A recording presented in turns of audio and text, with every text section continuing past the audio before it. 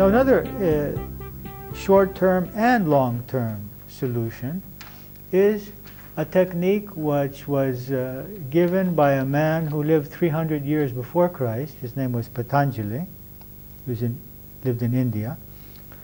And it's a very simple technique, and he says, bring to mind the opposite emotion of the one that you have. Think just if you can stop for a minute and think, what is the opposite of what I am feeling? For example, if I am feeling fear, then I may ask here, what is the opposite of fear here?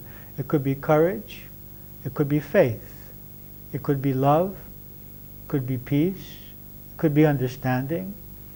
So for each of us, in each moment, the opposite of a negative emotion could be something different, depending on why I am feeling what I am feeling. So if I'm feeling anger, and I ask myself, what is the opposite of anger in this case? It could be understanding, it could be love, it could be peace, it could be faith, it could be forgiveness. So we want to see what is the opposite of the emotion that I have at this moment. Now, this is not a form of suppression. I'm not saying that I don't have anger. I'm not saying that I don't have fear. They exist, and I recognize their existence. The whole thing is that each of us is like a radio, and the radio can turn into a number of stations. So in me, I have many stations. I have the stations of guilt, and stations of fear, and stations of love, and of understanding and hurt. And I have the station called the victim, and the station called the interrogator. So I have all these aspects of my being. I am none of these. I am a witness, or a part of my mind, which is observing that in each case, now the mind is fearing, now the mind is angry, now the mind is hurt, now the mind is loving, now the mind is peaceful. But there's someone behind the mind. There's some kind of consciousness behind and above the mind, which is able to observe the fact that the mind is in these states and can talk about it. So I cannot be what I am observing. I cannot be something I can observe. I have to be something separate from what I'm observing. Otherwise I can't observe it. Okay? So I cannot be my anger. I cannot be my hurt. I can get totally immersed in it. I can get lost in it, but I am not it. So if I want, and I don't control myself in some way, I can allow my consciousness to be totally enveloped in fear, and I can panic, or enveloped in anger, and I can hate. I can just destroy things. So the idea here is that, okay, I have these emotions, but I also have other possibilities in myself. And I choose at this moment, at this particular moment, to strengthen this aspect of my being, the aspect which is called understanding, the aspect which is called faith, which is called love, you see, or forgiveness. That doesn't mean that the other part goes away. It just means that I am strengthening this part. So I may feel like at this moment it's not useful for me to fear or be angry. If I do this, I'm going to get in some kind of interaction. I'm going to make decisions which I will regret afterwards. So I tune into the opposite emotion. I try to connect with that opposite emotion, cultivate it, and then at another time I can do my analysis and say, okay, today I was feeling fear, I was feeling anger. What was my belief? What was the stimulus? So we need to go back and check out what happened, so that we're not just suppressing ourselves and creating a split personality. Okay?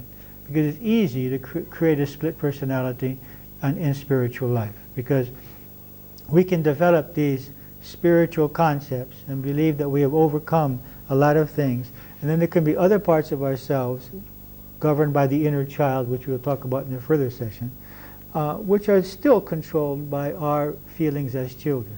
Okay? So we bring the opposite to our minds, but eventually at some later time we analyze what happened. We try to find the beliefs. Another possibility at the moment that we're feeling upset is to bring to mind an ideal or a spiritual truth. For example, if I have as an ideal Christ, and I bring Christ to my mind at the time that I'm angry and hurt, this will definitely change my psychology. Or if I believe that I am a soul in the process of evolution, or if I believe that there is a wisdom in the universe which brings to me what I need at each moment, and I bring any of these truths into my mind, then these truths will change my psychological state. So another way of dealing with emotions in the present is either bringing an ideal that we have, or the ideal also could be one of the spiritual qualities. I can bring the ideal of love, the ideal of peace. You know, I want to be peaceful. I want to be loving. What I'm feeling at this moment is not loving, is not peaceful. And try to develop that. But again, so as to avoid this personality syndrome, we need to analyze it later. Okay? So there are three possibilities. I bring, or four I guess. I bring the opposite emotion. I bring an ideal, such as Christ, into my mind. I bring an ideal such as a spiritual quality, such as love, understanding, peace. Or I bring a spiritual truth into my mind. So I'm learning to do two things here. I'm learning to observe my mind, and I'm learning to manage my mind, which is very important. I'm not out of control, you know. I'm not the victim of my programming. I am starting to be able to function consciously and consciously choose at a certain moment to connect with something other than the result of my programming. Because my programming says, here get angry, here get upset, here feel fear.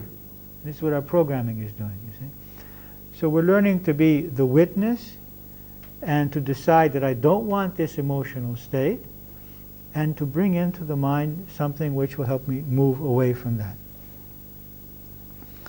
Another possibility, which is what Ken Kais calls a consciousness doubler.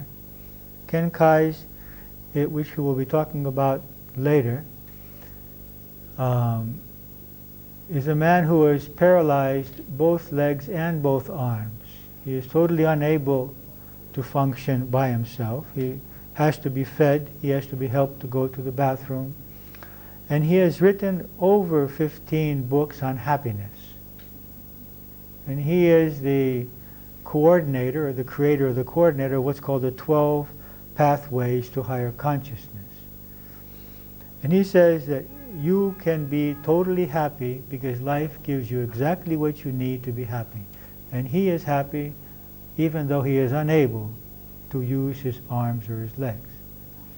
So we have here a very powerful example of the fact that reality is what we create in our minds and not what is happening outside of ourselves. That if this person can be happy and travel all the world teaching seminars on happiness, then who are we to say, I can't be happy because someone didn't say hi to me today and someone spoke to me negatively and I didn't have my coffee yet or my cigarette or whatever it might be. So he's a very good example.